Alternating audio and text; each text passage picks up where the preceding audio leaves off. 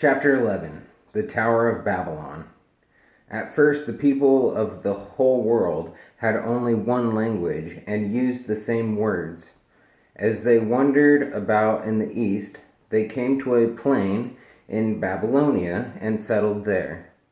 They said to one another, "Come on, let's make bricks and bake them hard." So they had bricks to build with and tar to hold them together. They said, "Now let's build a city with a tower that reaches the sky, so that we can make a name for ourselves and not be scattered all over the earth." Then the Lord came down to see the city and the tower which they had built. And he said, "Now then, these are all one people, and they speak one language. This is just the beginning of what they are going to do. Soon they will be able to do anything they want. Let us go down and mix up their language so that they will not understand each other." So the Lord scattered them all over the earth, and they stopped building the city.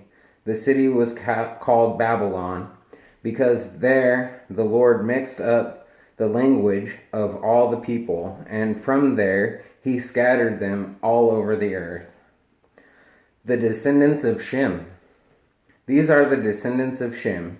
2 years after the flood, when Sham was 100 years old, he had a son, Arphaxad. After that, he lived another 500 years and had other children. When Arphaxad was 35 years old, he had a son, Shelah. After that, he lived another 403 years and had other children. When Shelah was 30 years old, he had a son, Eber. After that, he lived another 403 years and had other children. When Eber was 34 years old, he had a son, Peleg. After that, he lived another 430 years and had other children. When Peleg was 30 years old, he had a son, Reu. After that, he lived another 209 years and had other children. When Reu was 32 years old, he had a son, Serug. After that, he lived another 207 years and had other children. When Serug was 30 years old, he had a son, Nahor. After that, he lived another 200 years and had other children. When Nahor was 29 years old, he had a son, Terah. After that, he lived another 119 years and had other children.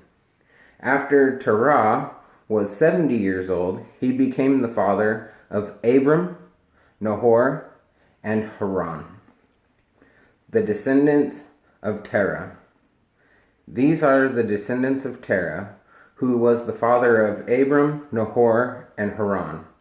Haran was the father of Lot, and Haran died in his hometown of Ur in Babylonia, while his father was still living.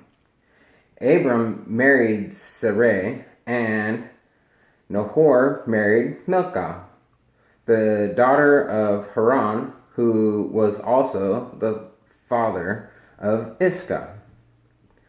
Sarai was not able to have children. Terah took his son Abram, his grandson Lot, who was the son of Haran, and his daughter-in-law Sarai, Abram's wife, and with them he left the city of Ur in Babylonia to go to the land of Canaan. They went as far as Haran and settled there. Terah died there at the age of 205.